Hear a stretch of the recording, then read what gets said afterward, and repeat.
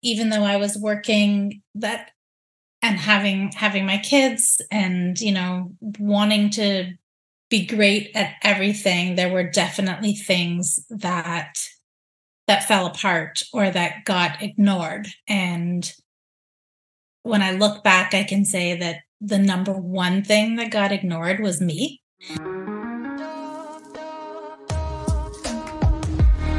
What's up, sisters? Welcome to the Period Whisperer podcast. I'm Bria. I'm your host. If you're new, I'm so happy you are here. I'm your perimenopause and menopause sister, your holistic trainer, hormone specialist, translator of your female body. I'm a recovering people pleaser and hustle addict turned body whisperer and hormone decoder. And I am here to help you de-stress your body, decode what it is saying, become the CEO of it, and own your own health, energy, and weight loss again. This show is for you, the overwhelmed, overworked, underappreciated step woman who dreams of a body they feel strong, energetic, and sane in. The woman who knows that she shouldn't just wave the white aging flag and believes in a body and life of peace, love, and purpose. But you don't just know how to get there yet. So if you are stuck in your body, your energy, your life, you are in the right spot. Let's lean in and learn what our bodies are saying to us.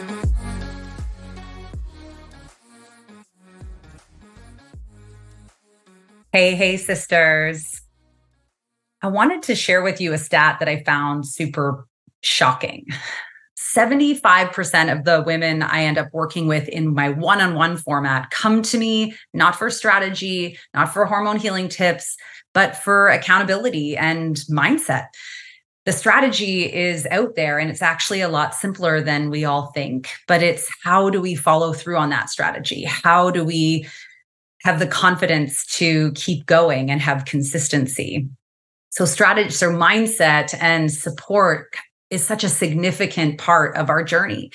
And I know for me, limiting beliefs have certainly come into play. I hear limiting beliefs from my clients all the time, but for me, some of them were, I am just old and have to accept this, or I am never going to have a body that I wanted, or I'm not smart enough, or it's going to be too hard and I'm going to have to give up too many things. One of the most powerful practices I have learned and begun to work on is a practice called belief coding. And today I have an expert and transformational coach, Lisa Sherman, on to share with us a bit about this concept of belief coding and how to really start to work on these things that keep us stuck in our self-sabotage cycles.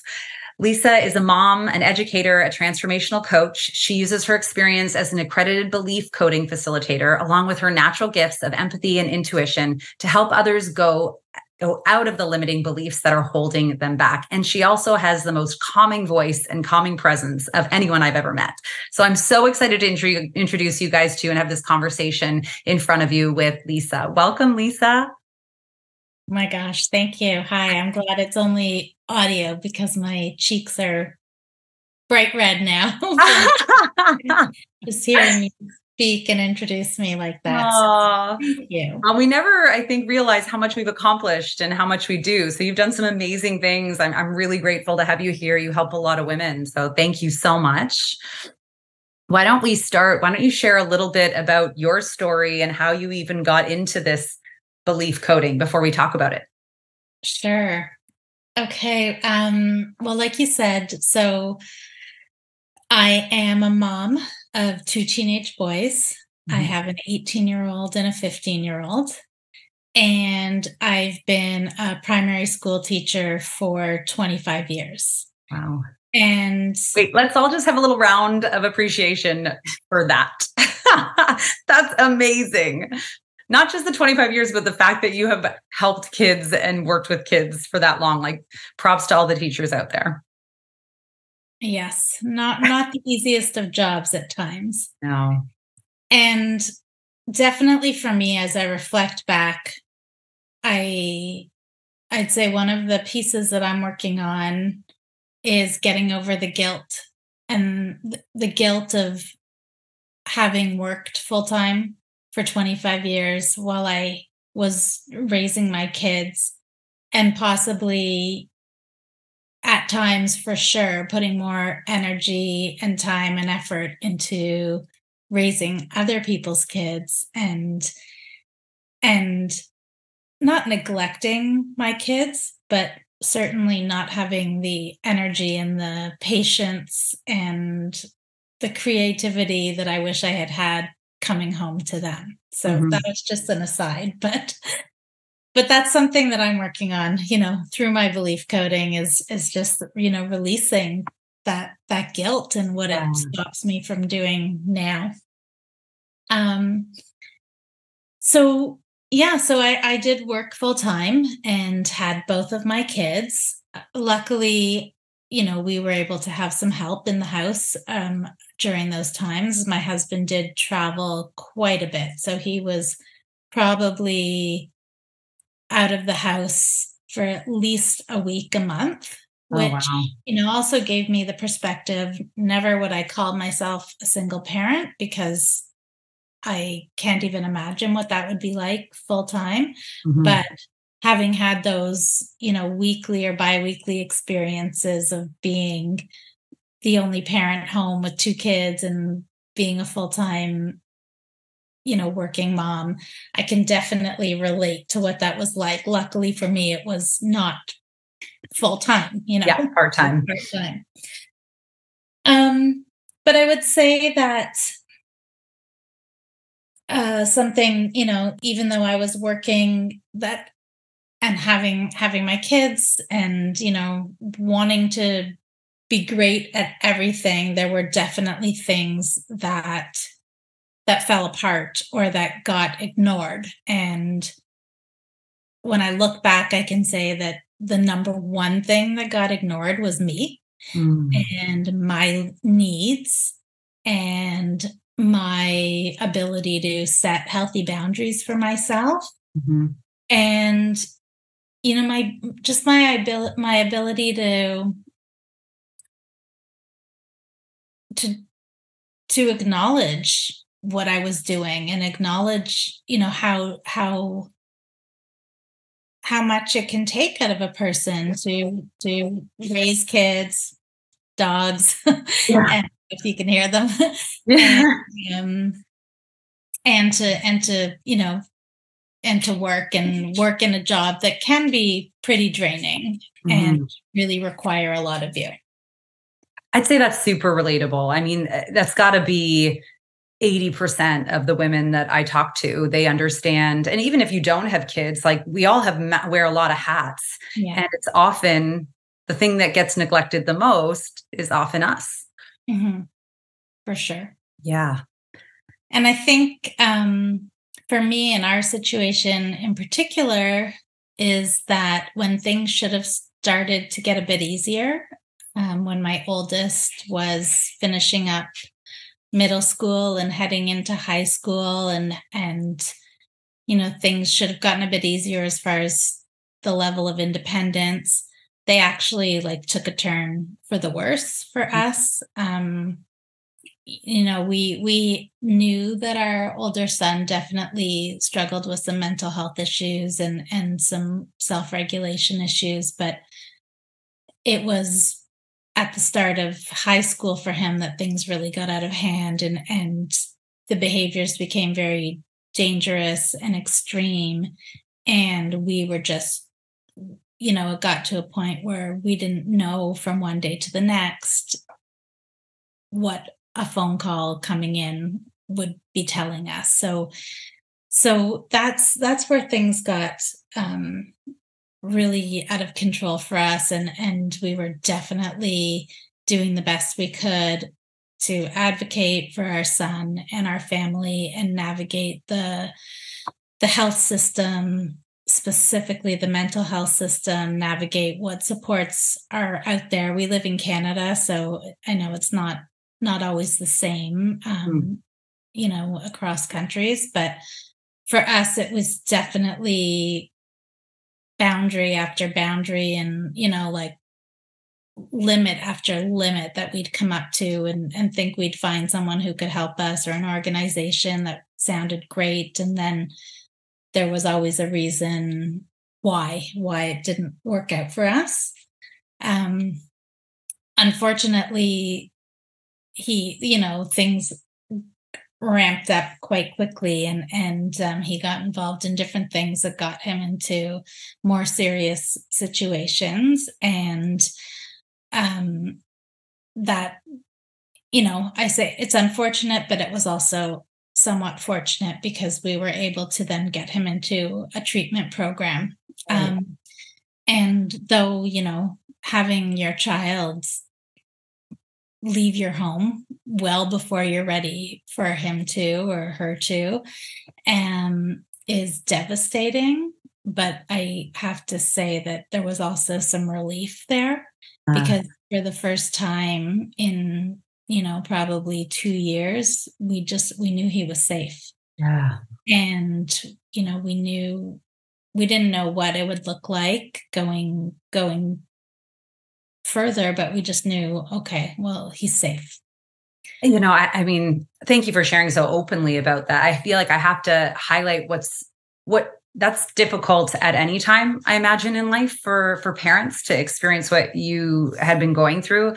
But you add that, like, at a middle school age child, it means the parents are pretty typically right in the midlife ages. So for you, that's like smacking you right in the major stress situation of your perimenopause transition, or at least at the beginning of it. So I can imagine that must have made an impact on you, on your health, on your lack of prioritizing yourself at that time. Absolutely. I'd say that my personal health struggle, though I could speak, on a whole podcast about that, and my struggle with stress and the impact that it's had on my body, and being able to release weight. But that's for another time. But so I'm trying to tell the story, and not I'm trying to streamline it a little bit. But yes, absolutely. But that's I guess that there we go again, where I don't even it's not my story that I tell first. It's Yeah. it's it's his story and how Well, it. that's the Venn diagram challenge of sharing our story as a parent or a partner, right? Is that you need to honor yours without sharing too much of someone else's and what's yours. So how did, like, obviously I would assume belief coding was something that came in and made a difference for you. Yeah. Well, Yeah. basically, as we were preparing for our son to transition back home with us, we decided, so I'll speed it up, but we decided that, where we were living really wasn't working for us. Mhm. Then we couldn't start fresh or have positive change and stay in the same place. So we actually moved cities. And with that brought me to leaving my teaching position, and exploring other options. And so it was through a friend that I heard about belief coding, and it was aligned with some of the coaching work that I was already doing, like as far as transitioning from being a classroom teacher to an educational coach. Wow. So I had started that, opening up to that language and the different ways of asking questions and talking to people.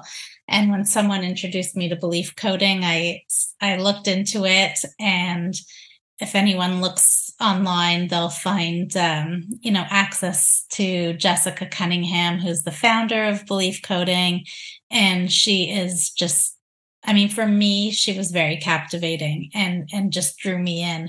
Mhm. And though I'm not a drink the Kool-Aid kind of person, and I sat on the outside for a little while, after a few months, I was on the plane to the UK for my in-person training. Wow. So did you heard about this belief coding? So maybe this is a good time to Yeah. explain what is belief coding. Okay. So belief coding, like I mentioned, that was created and developed by Jessica Cunningham, who's based out of the UK, is really one of the most revolutionary transformational healing processes that I've ever come across. It takes elements of many other healing modalities, such as EFT and NLP and inner child work and reconstruction sort of thinking. And it just takes elements from each of these, and Jessica's developed this process that is it just takes a person through, through this amazing process of unlocking and unblocking trapped emotions that have led to our limiting or negative beliefs. Mm-hmm. So the way it works is that, we rely on our subconscious a lot during the process. Think about the subconscious as this massive, endless filing cabinet of every experience, Mm-hmm. every moment in our life. Mm-hmm. And often, we'll get to be 30 or 40 or 50 or whatever it is and know that, we're not comfortable with something, but not really know why. Mm-hmm. So with belief coding, we find out from the subconscious by trusting the subconscious, and taking any discomfort that you bring to the table, whether it be physical, whether it be emotional, whether it be habitual, and ask our subconscious if there's a trapped emotion Mm-hmm. around this discomfort. And using some muscle testing, which is another technique, and we use something called the human compass. So using the human compass and gauging how our subconscious responds to a yes/no question, we get the answers of where, is there a trapped emotion? What is the trapped emotion? When was it trapped? And then with belief coding, with a facilitator, you basically go back to that point in time and connect with your reflection. So the past version of you that has had this experience where the trauma or the negative belief became locked in. And obviously, we can't change the past. What's happened has happened, but we can change the way we relate to it, and we can change the way that our body registers and remembers that situation. Yeah. So that's what we're trying to do. We're trying to take away the negative charge, the negative beliefs, and replace them with empowering, positive beliefs that are going to help us move forward. So essentially almost like reframing it and giving us kind of the power. So essentially almost like removing the power of that stuckness that's trapped in. And let's, be real here, like emotions from past traumas or from past experiences get really stuck in our body. And so it's not just the self-sabotage cycle or the cycle around that gets really stuck, but it literally gets held in our body in different ways. So that's really powerful. And so not only does it kind of clear that, but then it also helps us to move forward without the pull of that so tightly on us, making different decisions in our life. Does that make sense? Does that sound right? Yeah, it's absolutely right. I mean, that negative charge gets released. And it's funny because it's even something like I worked with a woman who was having chocolate cravings. Mm-hmm. And she just did not want to be so addicted to chocolate. Yeah. And so that was her discomfort. And so sometimes the place that we go back to, the belief, the whatever it is, there might not be a very, very clear connection between why that would be what's the symptom. Yeah. The need for chocolate. But it was, I'm trying to remember the exact situation, but it was, it was a need for fulfillment, and chocolate was the answer, right? And then when we do have a belief like that, or we start a pattern, we go through life and we're always being faced with ideas or situations that just reaffirm what we already believe. Right. So if we already believe we're not good enough at something, or, we can't get through a day without chocolate, and then every day. We just enforce that. Yeah, we reinforce that. So it's that. So I imagine, obviously, I mean, you've explained some of the process there. Mhm. I imagine it's not, like all healthy things, it's not like have a session and be done.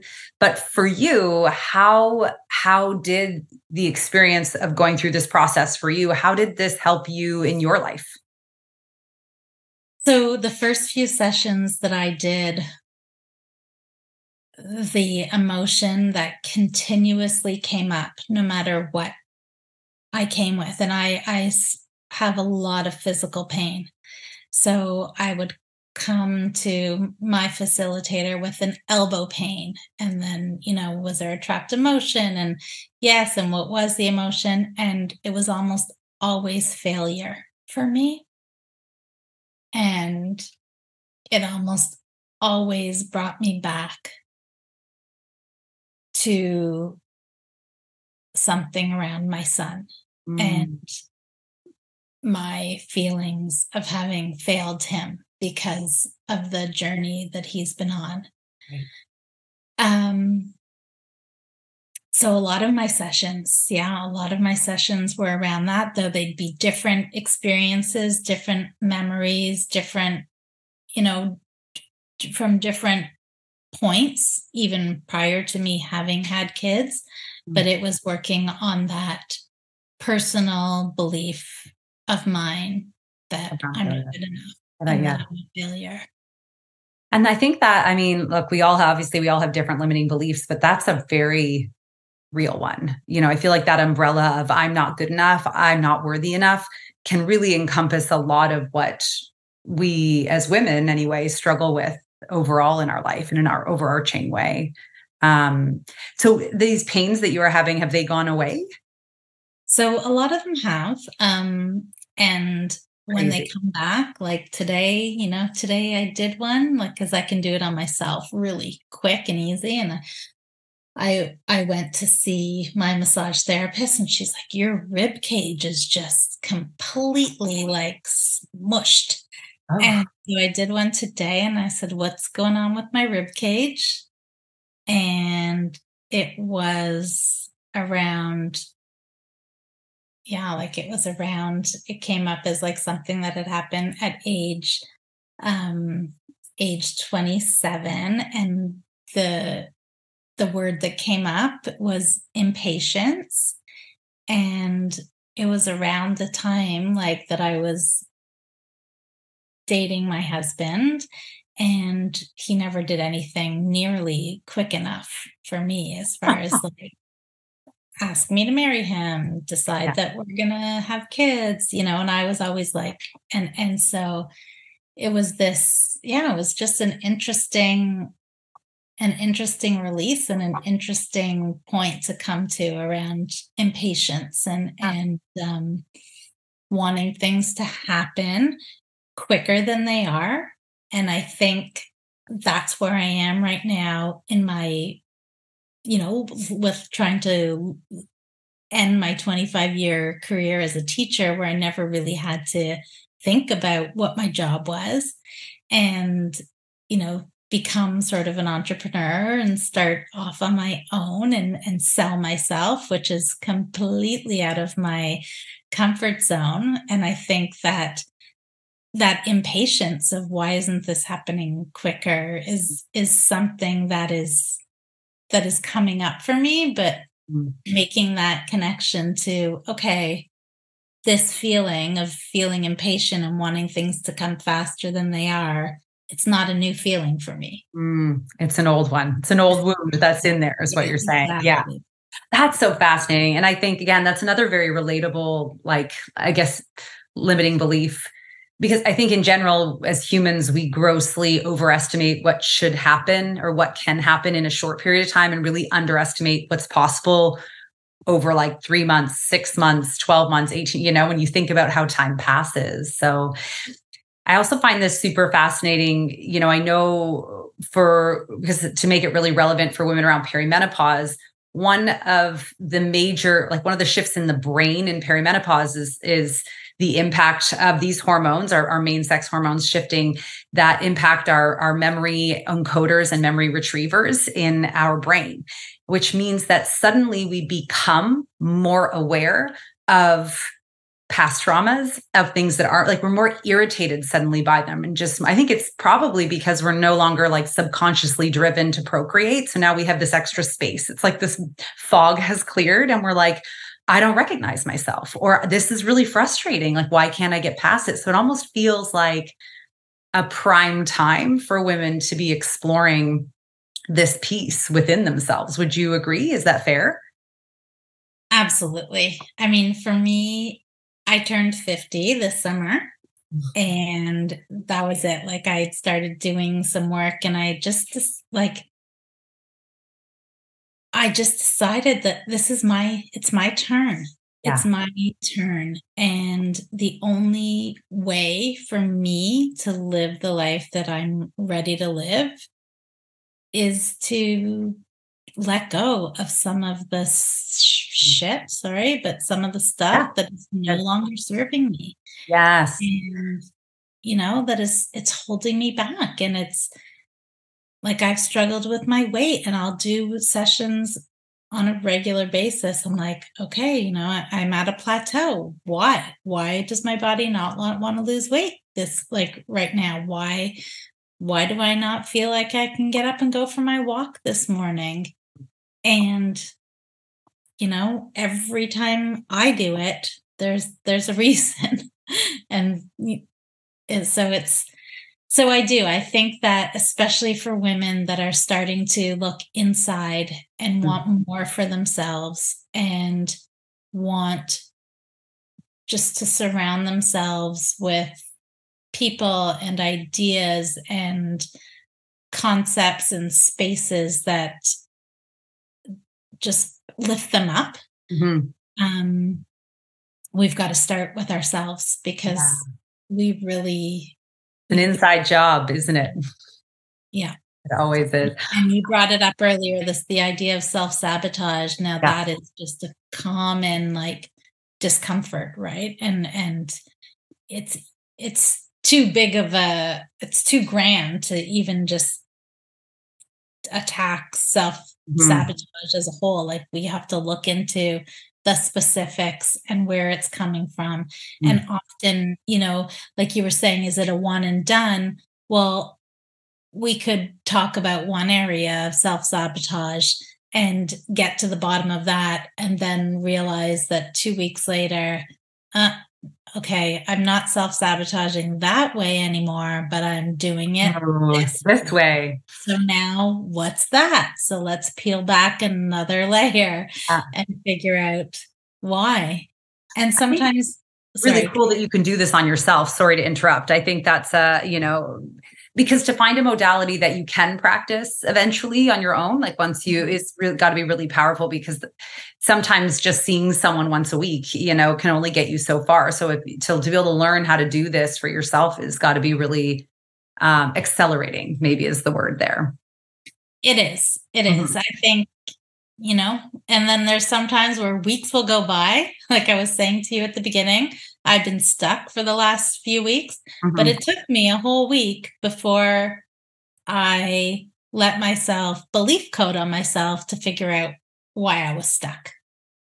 Do you think you were avoiding it because you didn't want to know, or like you weren't ready to know? I think I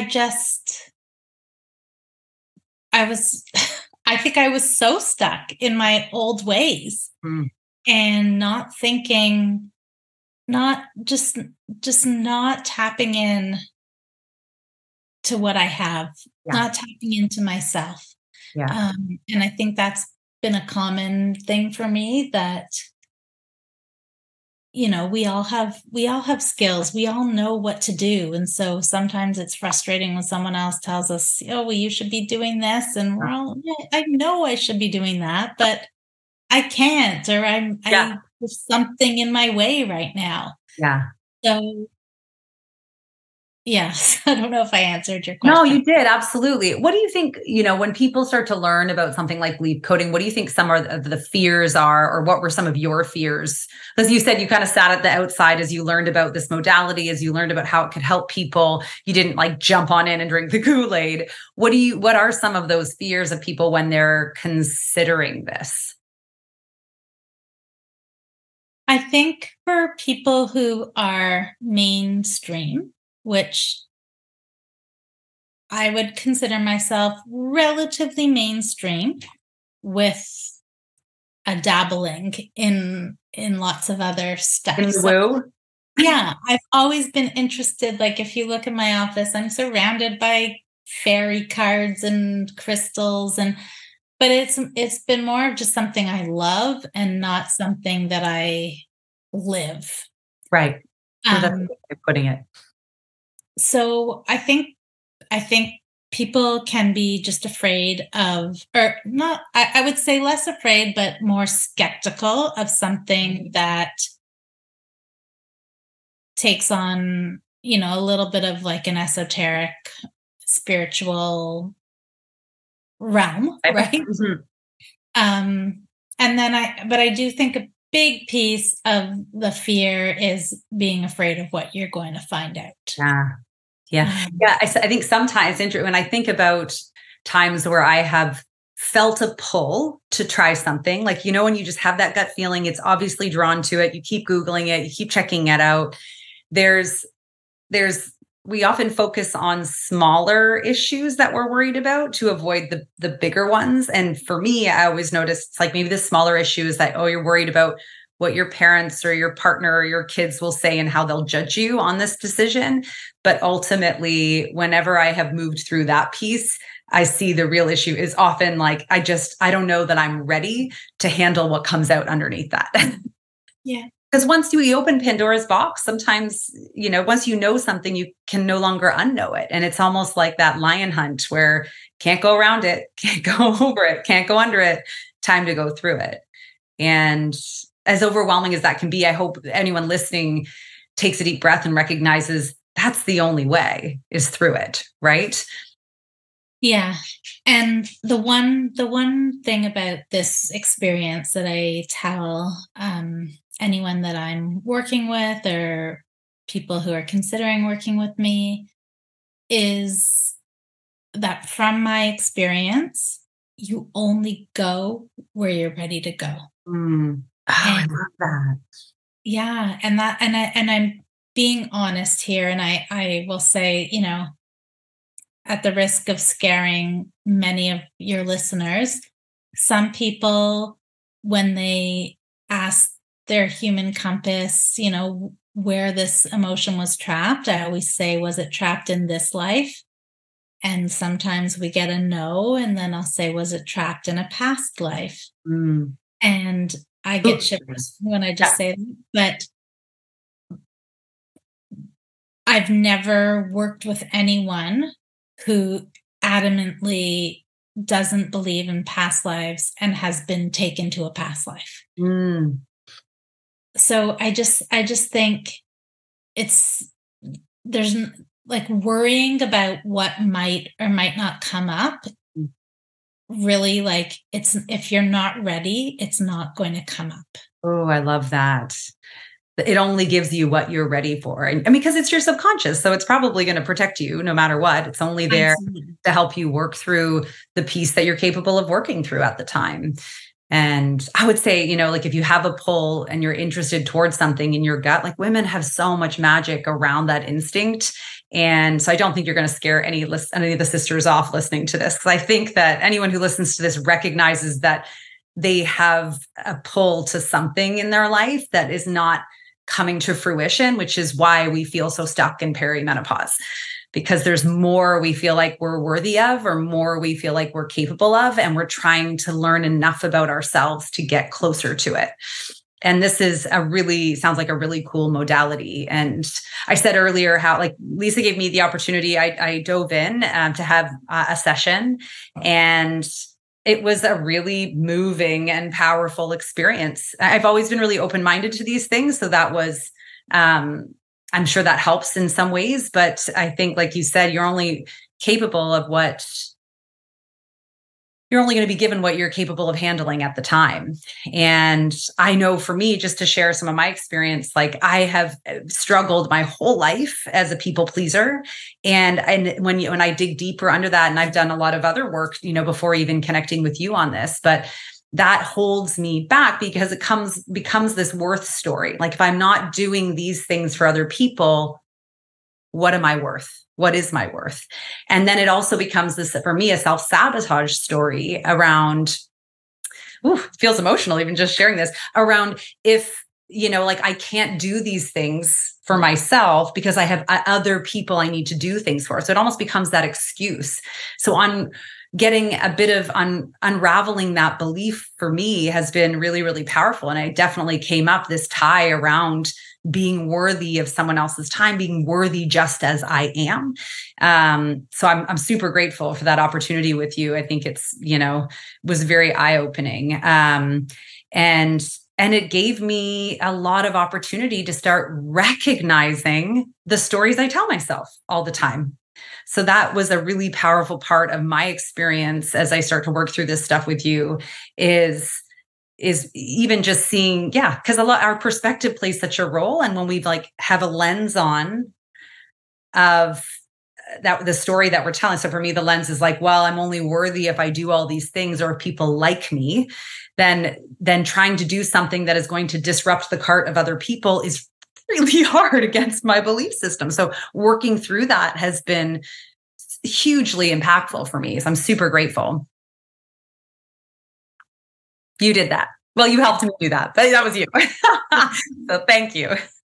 Again, I'm the facilitator. And the one thing about, even though I said that there's a process and we follow the process, really the facilitator kind of goes and follows the lead, usually of the reflection, right?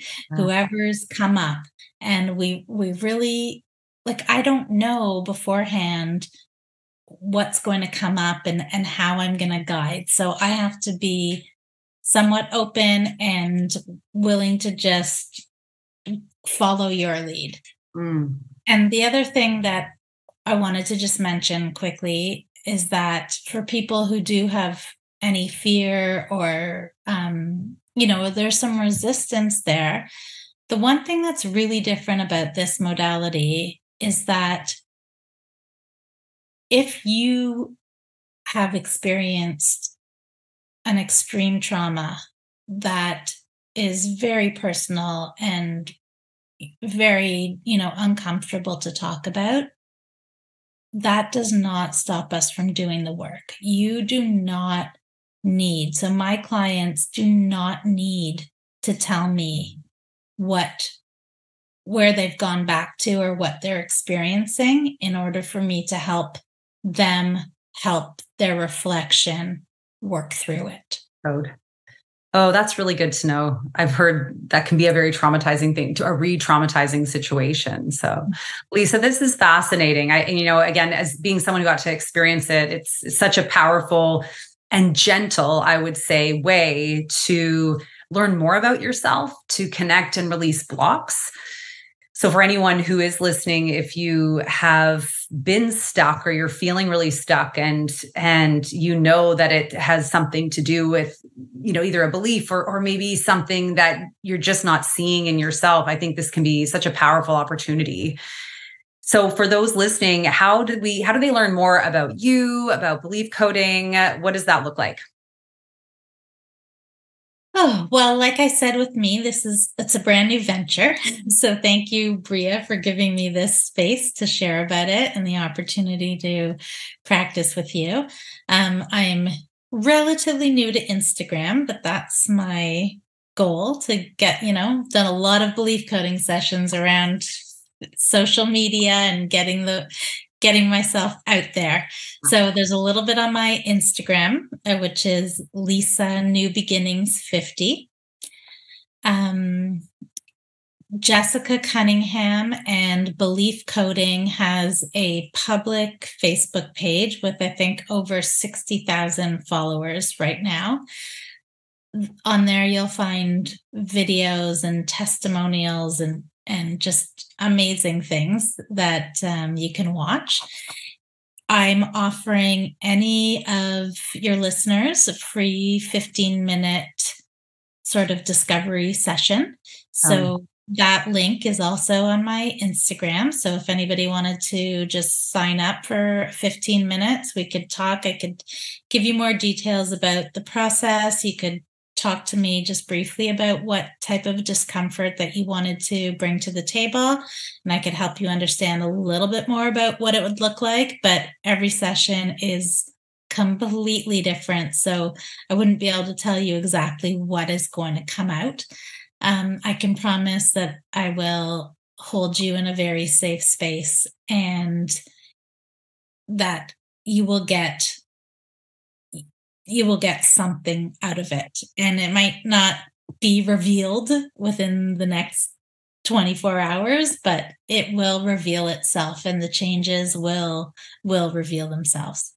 And I will second that it will be a very safe and wonderful space. I started this call saying what a calm vibe and voice you have. So I'm sure everyone has captured that now, but I'll put all of the links to learn more from Lisa in the show notes here. So just swipe up, go follow her on Instagram, check out and learning more, especially if you had that little gut feeling, right? We all have that thing, that little pull, and we've gotten really good at ignoring the pull, but perimenopause kind of gives us that gift of like a bigger pull. I think we can no longer deny. So if you felt a pull, if this felt like something that you want to learn more about, make sure you go check it out. Share this episode with someone else who might need it, might appreciate it. And Lisa, I'm so grateful for your time today. Thank you for how vulnerably and open you shared. I'm always at peace in your presence. Well, thank you. I'm so glad we could connect this way and that we could have this conversation and share it with your listeners. Yeah, me too. We will do it again.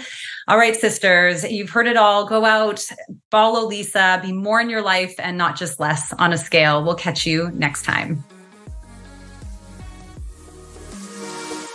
Thank you so much for joining me on the Period Whisperer podcast. I want to encourage you to reach out to me directly and message me if there are topics or things you're struggling with so we can address those right where you are at. And of course, if you loved this episode, if you learned something, make sure to share it with your friends and please rate and review it wherever you get your podcasts.